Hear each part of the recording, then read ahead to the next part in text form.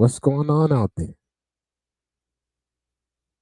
What's going on, passport bros? I thought it was good in Colombia. I thought it was easy. Apparently, the U.S. urges passport bros to stop traveling to Colombia to trick. Let's tune in. Tonight, an urgent warning for Americans visiting Colombia after a string of deaths in tourist hotspots. The U.S. Embassy in Bogota urging travelers not to use dating apps in the country, writing in a security alert that criminals are using the sites to lure victims, with many U.S. citizens drugged, robbed, and even killed by their Colombian dates. Embassy officials confirming the deaths of at least 8 Americans traveling in Medellin, possibly linked to the apps. I'm out of words to describe. I don't even know how I feel right now. A situation all too familiar for the family of 50-year-old Tu Zhang, an artist and activist from Minnesota who we first reported on last month. He had been traveling in Colombia in December when he called his brother out of the blue asking for money. This time he was like, hey, do you have a couple of thousand? I was like, yeah, no problem. When do you want it? He said, I want it now. I'm in this bit of a situation here. I go, oh, yeah, I can do that. Zhang's family telling our Minneapolis affiliate soon after he stopped responding. You mean I was just traveling to Colombia to get some box, and now I gotta pay ransom? It's looking sad out there for y'all boys.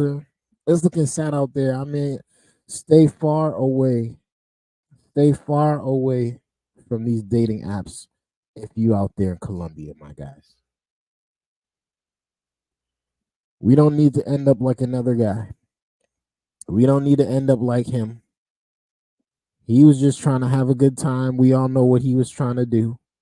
He was swiping left. He was swiping right on Tinder, heavy until he got a bite. And then the first one that bit, he said, I'm gonna go get that lick. Little did he know, boy was getting set up the whole time, man. Pray for them. Pray for them. To their messages, he was found dead. A local prosecutor saying Zhang was kidnapped during a date and killed when he could not make the ransom payment, and that his body was found covered in stab wounds. I was confused. To be honest with you, I don't know why, what the motive is. Zhang had visited Colombia in the past, posting photos and videos to social media as recently as October with an unidentified woman. With my girl. She's the one who set him up, y'all? Or was it somebody else? Was it her? Was it the redhead? Woman. With the chopsticks? Man, this is sad, man. Like, this is sad. I know you can go down there and really pay for what you want, but now the cartel is literally waiting for U.S. citizens and passport bros to come through. And they setting y'all up. They taking y'all money, and once they take y'all money, they still killing you. Y'all be safe on these streets. My girl. The embassy's alert indicated officials do not believe all 8 of the deaths are linked and said they've seen an increase in reports of incidents involving the use of online dating applications to lure victims, typically foreigners, for robbery by force or using sedatives to drug and rob individuals. Often the reports coming from major Colombian cities like Medellin, Cartagena, and Bogota. Murders of foreign visitors went up by 29% in the latter part of 2023 compared to the previous year, according to the embassy, and most of the victims were U.S. citizens. It's a popular destination for Americans who are big contributors to Colombia's tourism industry, making up nearly 30% of foreign travelers in the first half of last year.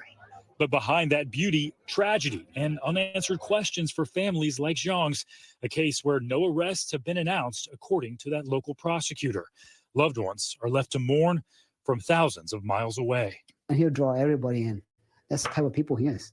Okay. With that, Stephen Romo joins us. Stephen, so I feel bad because I literally had an old coworker that used to go down there faithfully. It was to the point it was to the point to where Hez was like, "Yo, you got a kid down there, bro? You got a kid down there? You can't be going back down there that often. It can't be that crazy down there." So we was really asking him, like, do you have a kid? You have a family? If you got a family down there, then we understand. But if you don't got a family, why you keep going back to Colombia? I might have to hit him up and tell him, yo, this gotta stop. I'm gonna hit him up.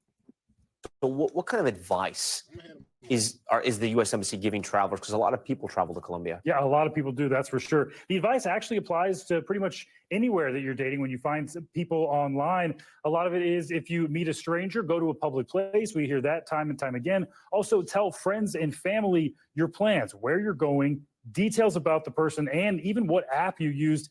This one, though, is more crime-oriented. They say don't resist physically if you are being robbed. They say people who do that, they are more likely to. Now they are giving y'all Passport Bros tips on how to stay safe. How to stay safe in Colombia 101. Meet strangers in public. Rule number 2, keep loved ones updated. Number 3, don't resist physical harm.